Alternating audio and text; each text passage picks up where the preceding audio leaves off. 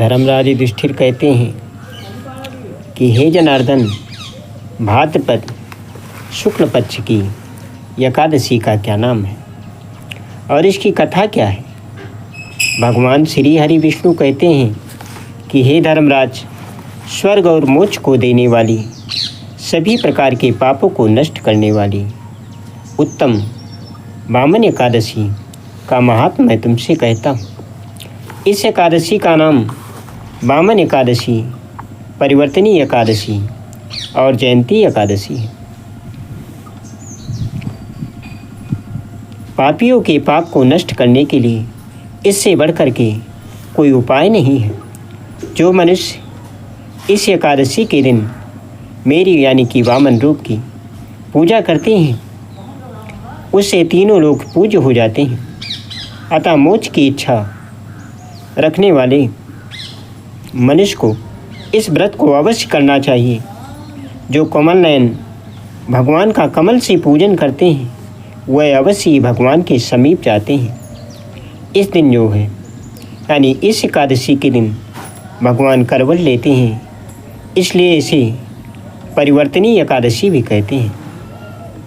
ये एकादशी जयंती एकादशी कहलाती है। पापियों के पाप को नष्ट करने के लिए इससे बढ़कर के कोई दूसरा उपाय नहीं है। भगवान के वचन को सुनकर के युधिष्ठिर कहने लगे कि हे भगवान, आप किस प्रकार सोते हैं और करवट लेते हैं और किस प्रकार राजा बलि को बांधा, यानी राजा बलि के यहाँ वामन रूप धारण करके क्या क्या लीलाएं की तथा आपके शयन करने पर मनुष्य का क्या कर्तव्य है, वो आप मुझसे विस्तार से बताइए। श्री कृष्ण कहते हैं कि हे राजन, अब आप सभी प्रकार के पापों को नष्ट करने वाली कथा का श्रवण करें। त्रेता युग में बलि नामक एक दैत्य था।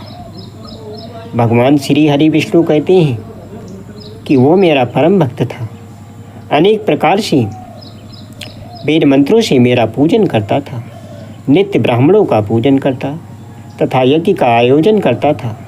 लेकिन इंद्र से द्वेष के कारण उसने इंद्रलोक तथा सभी देवताओं को जीत लिया। इस कारण सभी देवता एकत्र होकर के और विचार करके भगवान के पास में जाते हैं। गुरु बृहस्पति और देवराज इंद्र सहित सभी देवता प्रभु के निकट जाकर के वेद मंत्र द्वारा भगवान का पूजन करते हैं और स्तुति करते हैं।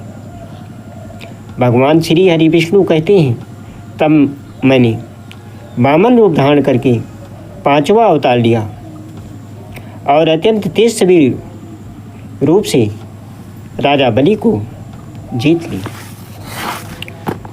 ऐसा सुनकर के राजा युधिष्ठिर कहते हैं कि हे जनार्दन, आपने वामन रूप धारण करके उस महाबली दैत्य को कैसे जीत लिया। भगवान कहते हैं कि हे धर्मराज, मैंने वामन का रूप धारण करके ब्राह्मण का वेश बना करके राजा बलि से 3 पग भूमि की याचना की। राजा बलि ने 3 पग भूमि का संकल्प भी मुझे दे दिया। तब मैंने अपना त्रिविक्रम रूप धारण किया और 2 ही पग में आकाश, पाताल और पृथ्वी को नाप लिया। तब मैंने राजा बलि से कहा कि ये राजन, तीसरा पग कहाँ रखूं। राजा बलि ने अपना सिर झुका लिया और मैंने अपना पैर जो है उनके मस्तक पर रख दिया और वह मेरा भक्त जो है पाताल को चला गया। फिर उसकी विनती और नम्रता को देख करके मैंने कहा कि बलि, मैं सदैव आपके निकट रहूँगा।